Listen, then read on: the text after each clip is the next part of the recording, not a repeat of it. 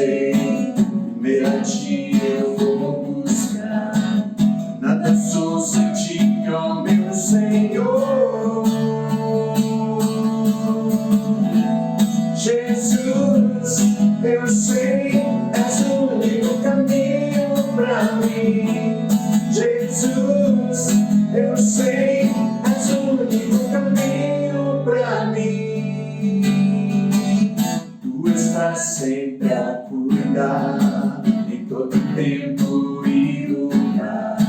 Tua graça vem transbordar o meu ser. Nunca mudas, meu Senhor. Ontem, hoje, mesmo amor. Pra sempre, sempre até não ter fim. Jesus, eu sei, és o único caminho pra mim. Jesus, eu sei, és o único caminho pra mim. Jesus, eu sei, és o único caminho pra mim. Jesus, eu sei, és o único caminho pra mim. Vida, caminho, verdade és, vivo pela frente, Senhor, vivo só pra ti. Vida, caminho, verdade é, vivo pela frente, Senhor, vivo só pra ti. Vida, caminho, verdade é, vivo pela frente, Senhor, vivo só pra ti. Vida, caminho, verdade é, vivo pela frente, Senhor, vivo só pra ti. Jesus, eu sei, és o único caminho pra mim. Jesus, eu sei, és o único caminho pra mim. Jesus, eu sei, és o único caminho pra mim. Jesus, eu sei, és o único caminho pra mim. Aleluia! Ele é o caminho, a verdade e a vida, a quem nós adoramos o nome do Senhor Jesus. Aleluia!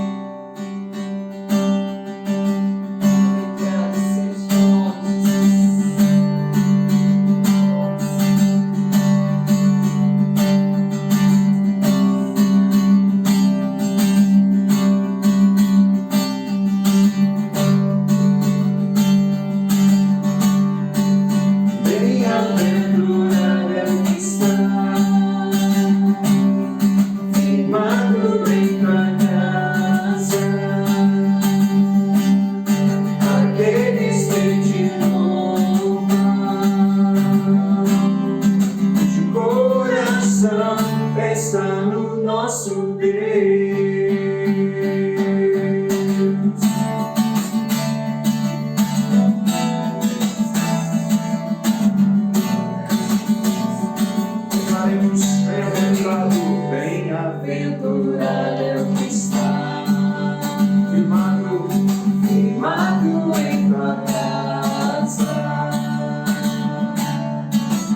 aqueles que te louvam. Coração está no nosso Deus, bem-aventurado é o que tem sede da justiça. Sede da justiça de Deus. Aqueles que são filhos da luz,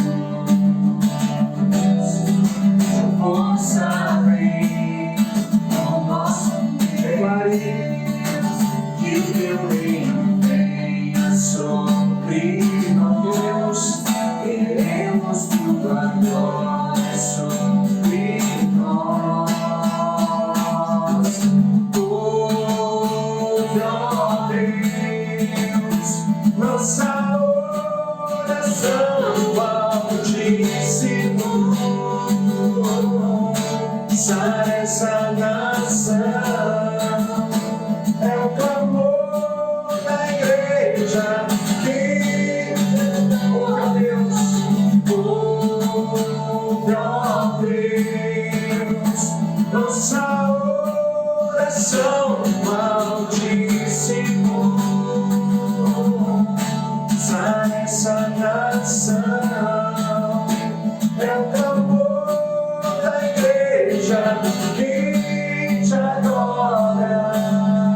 Declaramos: Santo é santo, Santo é santo, Santo é santo, Santo é santo, Senhor.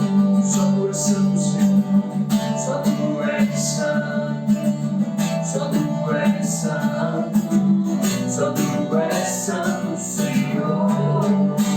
Santo é santo, Santo é santo, Santo é santo, Santo é santo, Senhor. Santo é santo, Senhor. Santo é santo, Santo é santo, Santo é santo.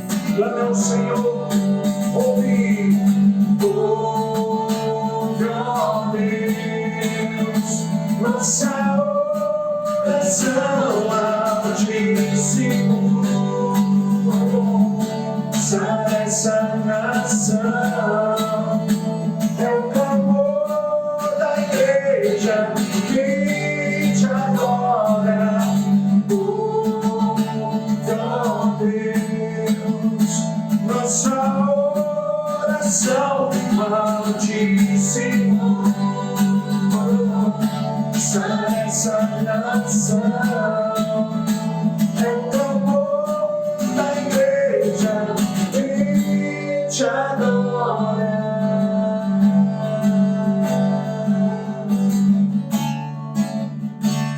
Só tu és santo, Senhor. É o que nós vamos cantar agora. Santo, Santo és, Santo, Santo és, Santo,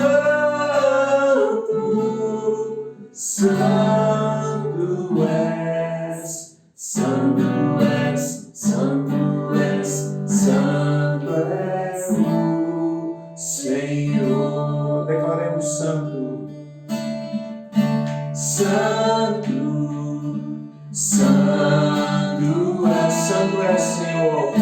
Santo, Santo és, Santo, Santo és, Santo és, Santo és, Santo és o Senhor.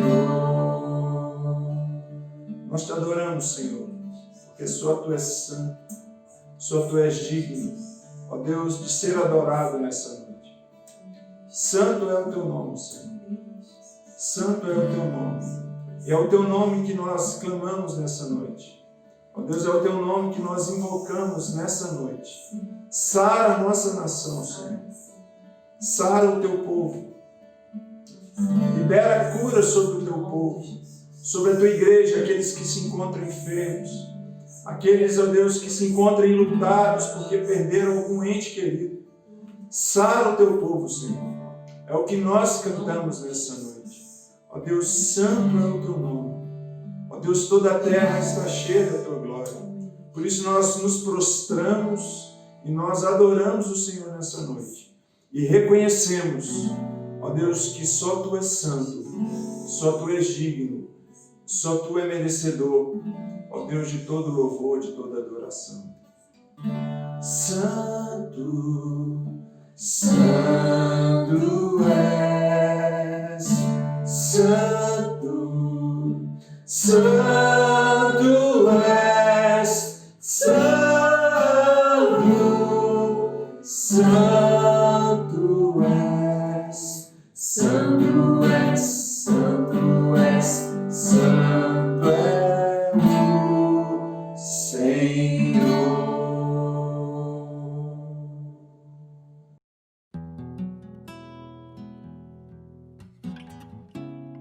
Olá, eu quero compartilhar com vocês uma palavra em relação à oferta que agrada a Deus. Gênesis 4, do versículo 1 ao 5. E conheceu Adão a Eva, a sua mulher, e ela concebeu e teve a Caim. E disse: alcancei do Senhor um varão. E teve mais a seu irmão Abel. E Abel foi pastor de ovelhas, e Caim foi lavrador da terra.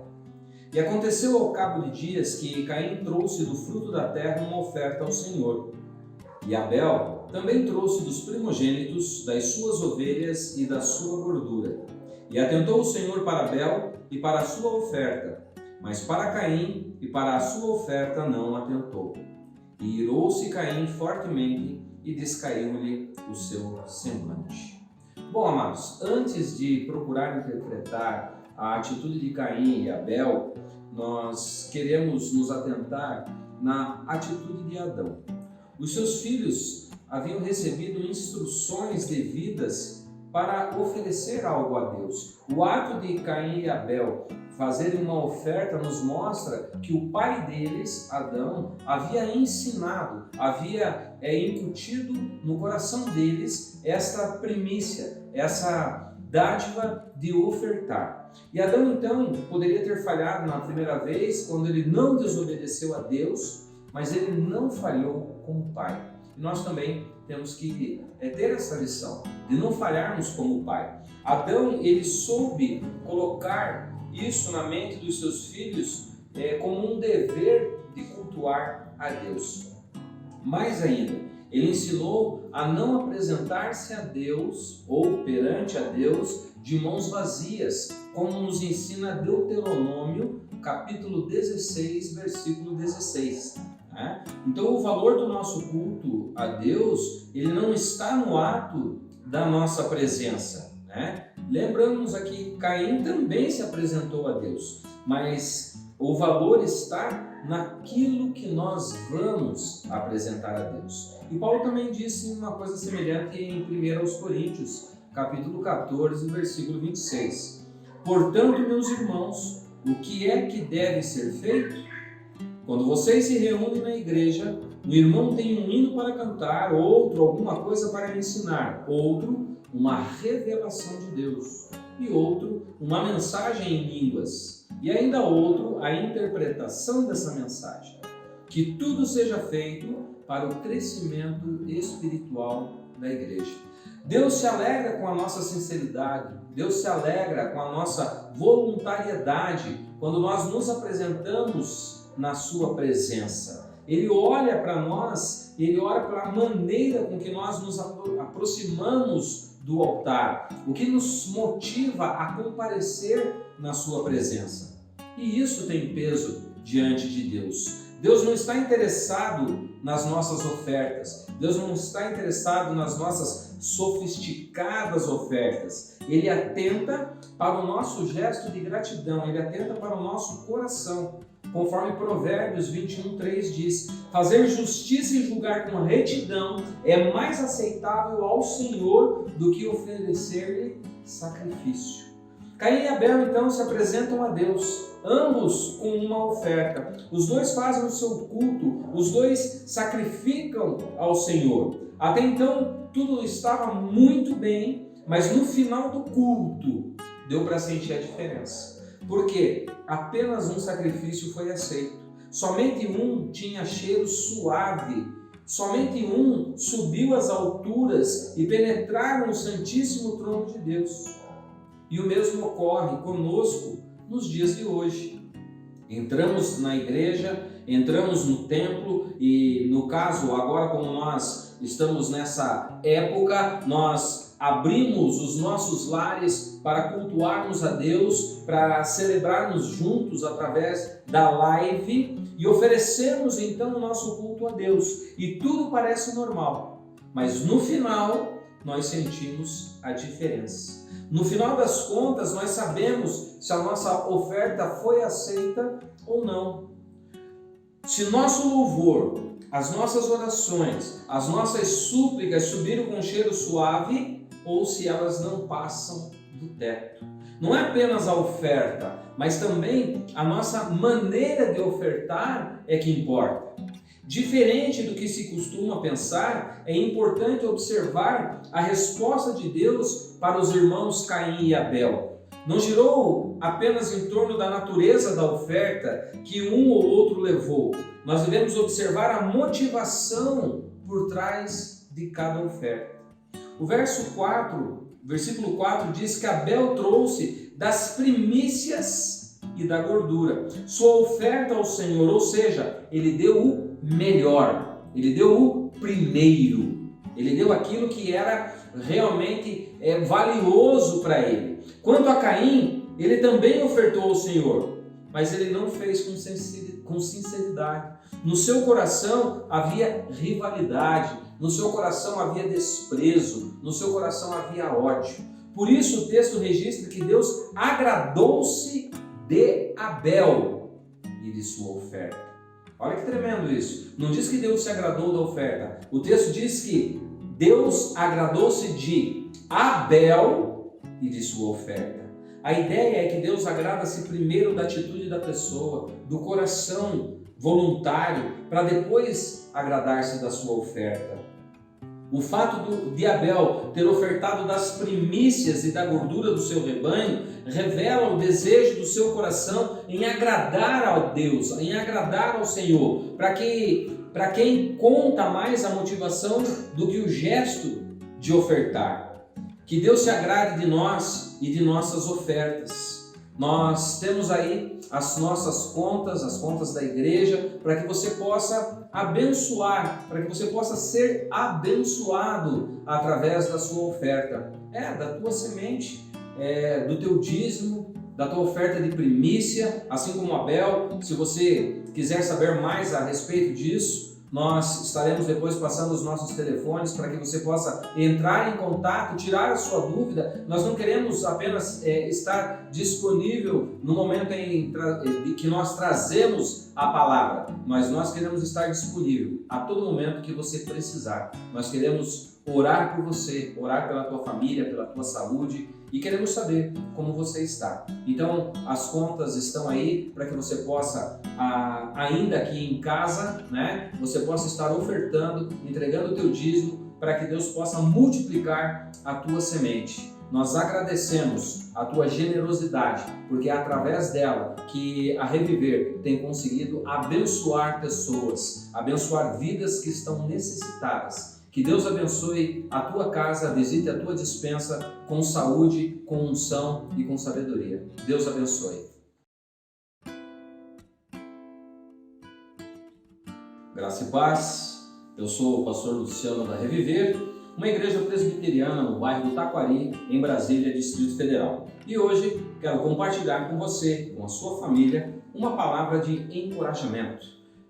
O tema dessa palavra é Aprendendo a Confiar Frente à Morte.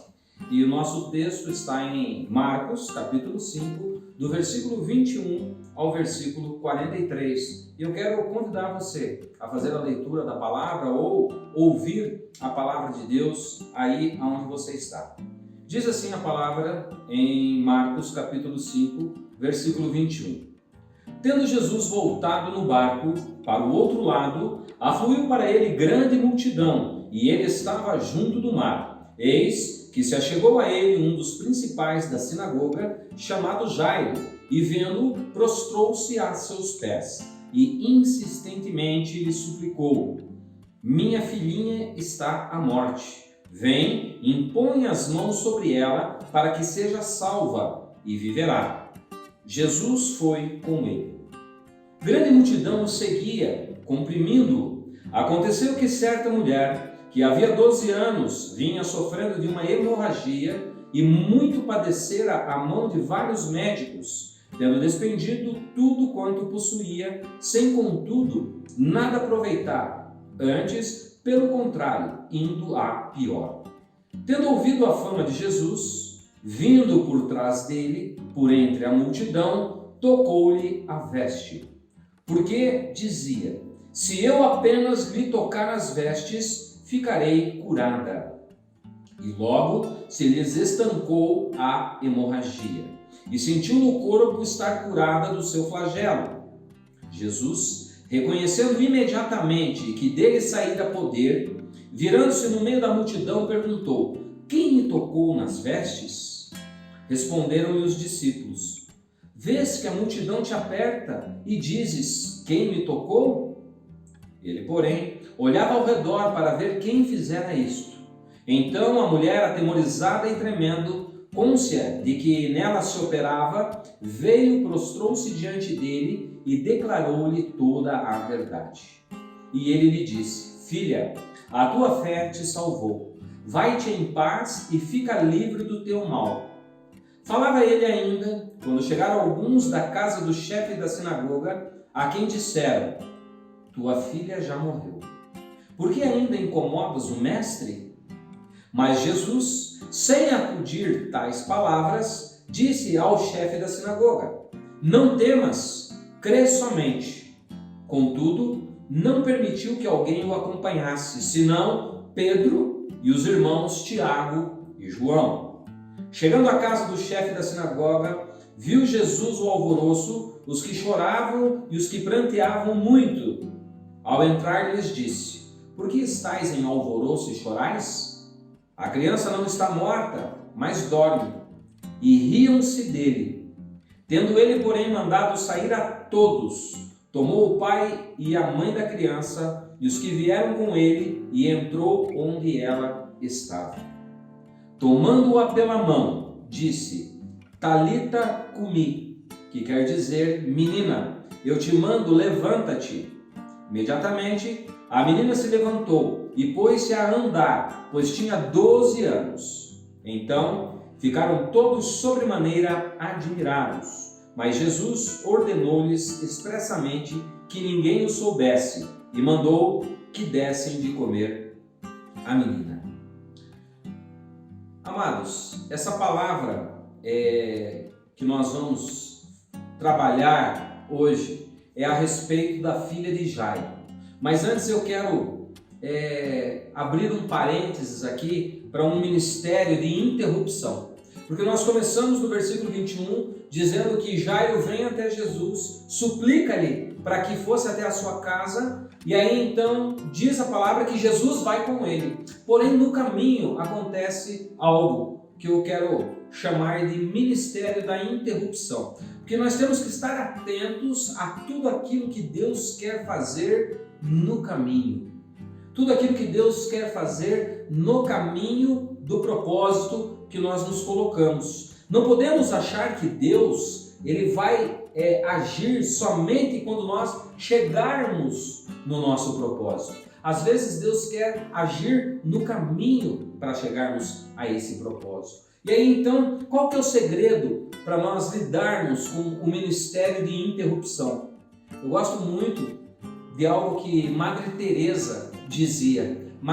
A Madre Teresa dizia assim: eu vejo apenas a pessoa que está em minha frente. Ou seja, durante o caminho para chegarmos ao nosso propósito, muitas pessoas vão estar à nossa frente. E qual é a nossa atitude quando estamos com essas pessoas na nossa frente? Nós não podemos ignorar as pessoas que estarão à nossa frente no caminho, porque Deus pode fazer com que nós sejamos agentes transformadores da vida dessas pessoas. Então, eu acredito que esse ministério de interrupção, ele acontece aqui no Evangelho de Marcos, para nos dar essa lição, que todas as pessoas que estiverem na nossa frente, nós precisamos perguntar: Deus, qual foi o propósito que o Senhor colocou essa pessoa na minha frente?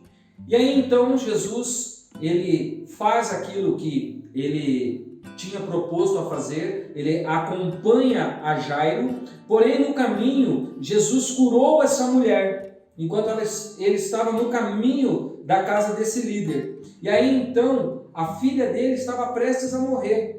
Talvez ele estivesse angustiado ali para que Jesus fosse logo e chegasse logo. Então hoje nós vamos ver aqui o que se seguiu, né, em relação a esse grande milagre e o que nós podemos aprender com esse incidente.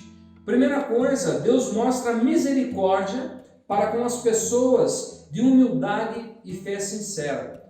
Vamos ler novamente o versículo 22 ao 24. Eis que se chegou a ele um dos principais da sinagoga, chamado Jairo. Vendo-o, prostrou-se aos seus pés e insistentemente lhe suplicou: minha filhinha está em morte, ou à morte em algumas traduções.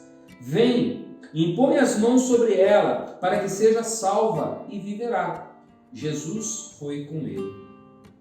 Jesus mostra misericórdia, para que nós possamos aprender a confiar em Jesus frente à morte. É necessário sermos como Jairo. Nesses versículos nós vemos que Jairo era um homem humilde e era um homem de fé sincera.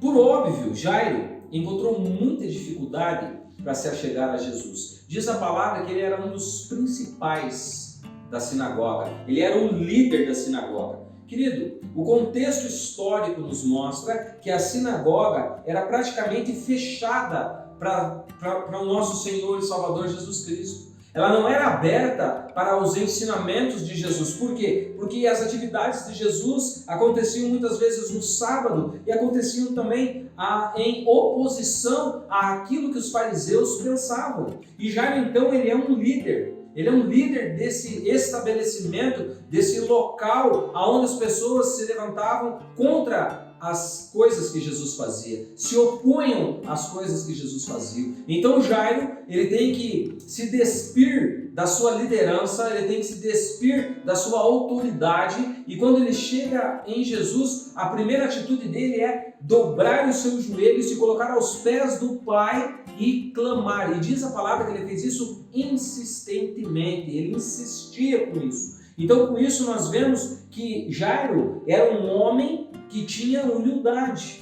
Esse homem que vem a Jesus, então agora ele mostra que ele tinha um coração humilde, que ele largava toda a sua autoridade, todas as suas credenciais e confiava somente em Jesus. Ele precisou ter essa humildade. E aí então ele cai aos pés de Jesus. E ele era um homem de autoridade. Porém, ele se dobra diante da autoridade do nome de Jesus. E também Jairo nos dá uma lição que tinha uma fé sincera. Ao contrário daquele centurião que tinha fé para acreditar que se Jesus apenas dissesse uma palavra de cura, isso era suficiente para curar o seu servo, que estava em casa. Jairo, porém, pede para Jesus: entra na minha casa e impõe as mãos sobre a minha filha para que ela seja curada. Embora Jesus aplaudisse uma grande fé como a do centurião, ele não desanima ou rejeita a fé daquela pessoa que é mais fraca, desde que essa fé seja sincera. Deus não ignora uma fé sincera. Então, indiferente de ir na casa ou crer que se Jesus falar seria curado, Jairo nos mostra que tem uma fé sincera e ele pede para Jesus então ir. Portanto, aí onde você está agora, você pode pedir a visita de Deus em todos os seus problemas. Se você tem um problema de enfermidade, você pode pedir para Jesus: Senhor, visita a minha casa. estende as mãos, faça com que a cura aconteça. Ou o exemplo do centurião, basta uma palavra. Deus está pronto para curar, Deus está pronto para manifestar poder naquilo que você precisa. É claro que isso não significa que Deus sempre vai mudar as circunstâncias. O que significa que a maioria das vezes Ele vai nos mudar na circunstância. Às vezes não é a circunstância que precisa ser mudada, meu querido. Às vezes o que precisa ser mudado sou eu diante da circunstância. E aí então nós vemos que nós precisamos ter uma fé sincera, como a fé de Jairo. Outra coisa, para Deus nunca é cedo demais, como nunca é tarde demais também. Versículo 35 ao 37. Falava ele ainda quando chegaram alguns da casa do chefe da sinagoga e lhe disseram: tua filha já morreu. Por que ainda incomodas o mestre? Mas Jesus, sem acudir a tais palavras, disse ao chefe: não temas, crê somente. Contudo, não permitiu que alguém o acompanhasse, senão Pedro e os irmãos Tiago e João. Para Deus nunca é cedo demais, para Deus nunca é tarde demais. Para aprendermos a confiar frente à morte, é necessário entendermos como Jairo, termos o entendimento de Jairo. Primeiro, que nada está além do controle de Deus. Nada está fora do controle de Deus. E outra coisa é que nós temos a garantia de Deus. Nada está além do controle de Deus. Assim que Jesus se despediu da mulher, os mensageiros vieram da casa de Jairo, eles vieram de lá. Então eles já sabiam o que estava acontecendo lá. Eles disseram: não incomoda mais o mestre, a tua filha morreu. Isso quer dizer, era tarde demais. Nada poderia ser feito, porque a vida da criança havia ido. Eles não acreditavam que até mesmo a morte estava sob o controle de Deus, estava sob o controle de Jesus. Então, aquelas pessoas viam as coisas acontecendo e mesmo assim não acreditavam. Então, nada fora do controle de Deus. Inclusive aqui tem uma situação que diz que quando Jesus chegou lá, estava todo mundo chorando, né? Mas a gente vai ver isso aqui um pouquinho mais para frente, porque é preciso ver as coisas de maneira diferente, né? Nós temos a garantia que Deus, independente de qualquer situação, Ele pode atuar. Olha as palavras de Jesus para Jairo: não temas, crê somente e ela será curada. Então, não deixe o medo se levantar contra a sua fé em Deus, meu querido. Num momento onde muitas pessoas estão com medo da situação que nós nos encontramos, não deixe esse medo afetar a sua fé em Deus. Não deixe esse medo te afastar de Deus. Em vez disso, lembre-se que você tem a garantia de Deus e que Ele trabalha no seu tempo de forma perfeita. Nós precisamos ver as coisas de uma perspectiva diferente. Olha o versículo 38 em diante. Chegando à casa do chefe, viu Jesus o alvoroço, os que choravam e os que pranteavam muito. Ao entrar, lhes disse: por que estão em alvoroço? Por que choram? A criança não está morta, ela dorme. Riam-se dele. Tendo ele, porém, mandado sair todos, tomou o pai e a mãe da criança e os que vieram com ele e entrou onde ele estava. Tomando-a pela mão, disse: Tali cumi, que quer dizer: menina, eu te mando, levanta-te.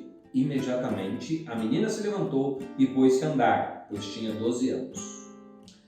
Para aprendermos a confiar frente à morte, é necessário vermos como Jairo, ver a coisa de maneira diferente. Por quê? Porque Deus vê as coisas de forma diferente. Às vezes a nossa fé é controlada por aquilo que nós vemos. Podemos ver as coisas do ponto de Deus? Será que a gente consegue ver? Por quê? Vamos pensar.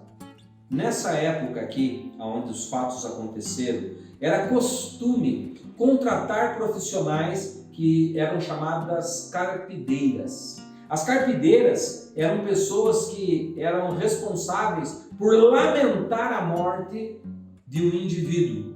Né? Então, havia um frenesi terrível nisso. Por quê? Porque essas pessoas eram contratadas, elas tinham que chegar no velório, rasgar as suas vestes, arrancar os cabelos e chorar muito, chorar com gritos, com grito alto, chegavam a uivar. E quando Jesus chegou nesse contexto, era isso que estava acontecendo. As carpideiras estavam fazendo jus ao seu salário, estavam rasgando as suas vestes, gritando. Por isso Jesus fala, para todo esse barulho. Jesus disse, ela não está morta, ela dorme. Imediatamente, o clima mudou de tristeza para o ridículo. De mestre sábio, Jesus passou a ser considerado tolo, ignorante. Por quê? Porque o corpo estava ali. A menina morta estava ali. As carpideiras estavam fazendo o seu trabalho. Os parentes estavam ali enlutados. E aí então, essa multidão sabia melhor do que ele, porque eles já estavam ali quando chegou o corpo, quando estava sendo velado e tudo mais. Então por que isso? Porque eles tinham as evidências, eles tinham as provas. E o que Jesus fazia era apenas falar. Mas na verdade eles não sabiam que eles estavam falando com o Deus Todo-Poderoso. Com aquele que, através da sua palavra, as coisas acontecem. Através da sua palavra, vidas são curadas, lares são restaurados. Talvez as pessoas já tenham os indícios, talvez as pessoas já tenham as provas de que o teu casamento está falido. Ei, mas tem alguém que vai chegar nessa situação e vai dizer, eu restauro todo o casamento, eu restauro toda a saúde, eu restauro toda a situação que está contrária. Esse é o nosso Senhor e Salvador Jesus Cristo. Aí então nós vemos que as palavras de Jesus, elas são muito mais poderosas do que qualquer evidência, do que qualquer cadáver deitado sem vida. Jairo então foi desafiado a ver as coisas de uma forma diferente. Nem mesmo os discípulos acreditavam. Tanto é que Jesus não levou todo mundo não, só levou 3 com ele. Jesus chamou apenas 3 para atuar como testemunha. Nós sabemos o que aconteceu em seguida. A menina morta foi trazida à vida. Sabe, às vezes a nossa fé é controlada por aquilo que nós vemos.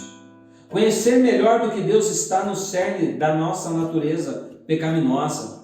Nós sempre encontramos evidências para provar que nós estamos certos, mesmo quando nós estamos errados. Nós somos especialistas em encontrarmos evidências, em encontrarmos provas de que nós estamos certos, mesmo quando nós estamos errados.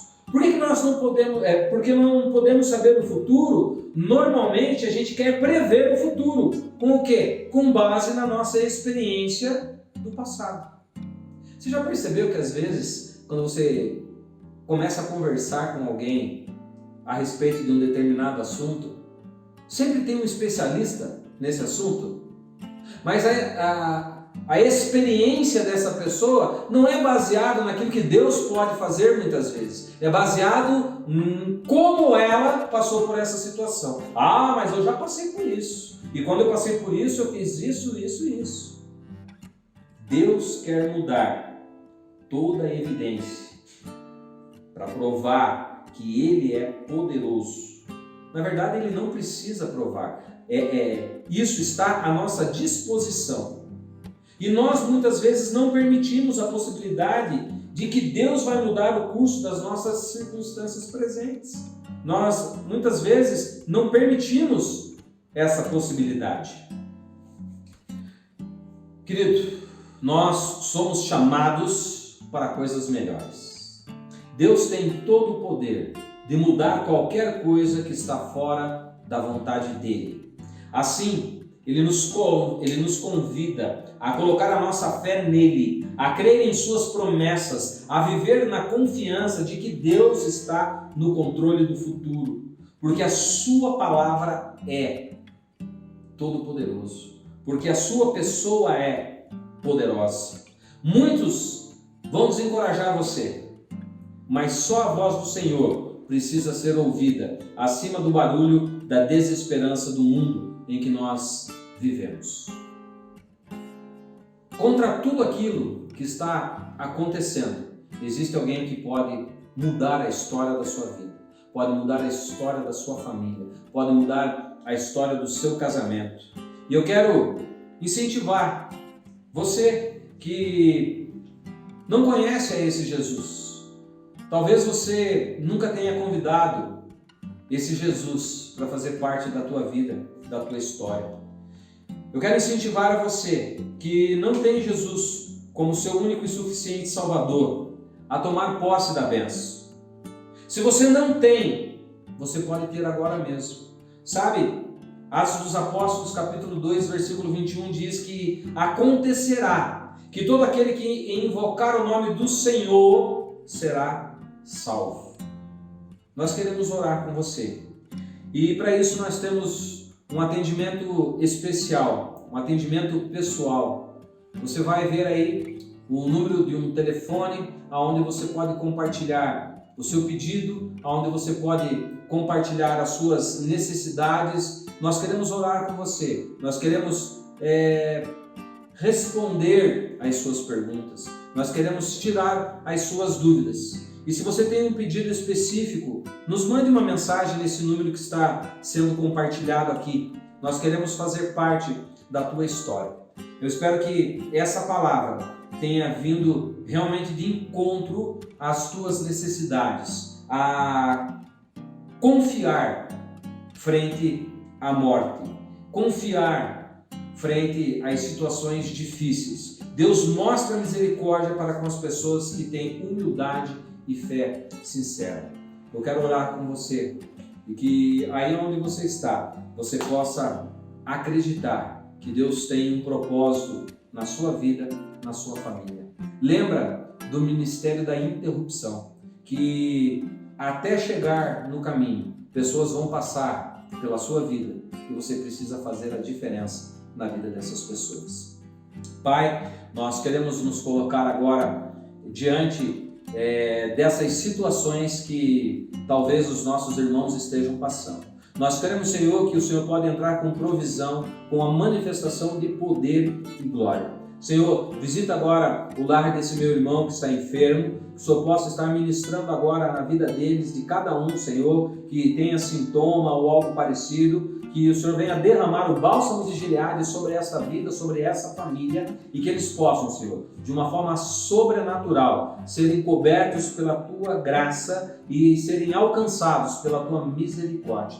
Visita agora, Senhor Deus, esse meu irmão que ainda não te conhece, Pai, mas quer convidá-lo para que venha fazer parte da sua história. Entra agora, Senhor, na vida desse meu irmão, que ele possa ter uma experiência contigo, Pai, e saber que o Senhor é Deus e que somente o Senhor pode mudar a história de vida, Pai. Somente o Senhor pode mudar a vida dessa pessoa com poder e glória. Em nome de Jesus, Senhor, nós oramos e agradecemos, porque Teu é o reino, o poder e a glória para sempre. Amém. Deus os abençoe e até a próxima. Boa noite, Deus abençoe você. Estamos encerrando a nossa celebração mais uma vez e eu quero agradecer você pelo privilégio da sua companhia. Sempre é uma alegria celebrarmos ao Senhor juntos. Tenho certeza que essa palavra que você recebeu hoje, aprendendo a confiar em frente à morte, abençoou muito a sua vida. Isso que nós recebemos tem a ver com tudo aquilo que nós estamos vivendo. E Deus está nos chamando para uma confiança inabalável nele, uma confiança inabalável em Jesus. Deus abençoe você, que você tenha uma semana maravilhosa em Deus. Siga-nos nas redes sociais, eu quero convidar você para inscrever no nosso canal. Existem tantas outras mensagens, se você não ouviu as outras mensagens dessa série ou de outras séries que nós estamos fazendo, eu quero convidar você para estar lá conosco e visitando, receber uma palavra de Deus para o seu coração.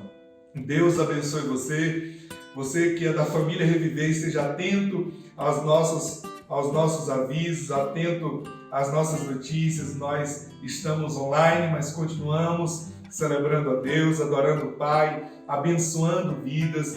Eu quero convidar você e desafiar você a continuar caminhando em generosidade. Nós temos ajudado a família e eu quero dizer para você, quando você for ao mercado, lembre de compartilhar a mesa com outras pessoas, o drive-thru. Nós continuamos ajudando a família e nós queremos contar com a sua ajuda.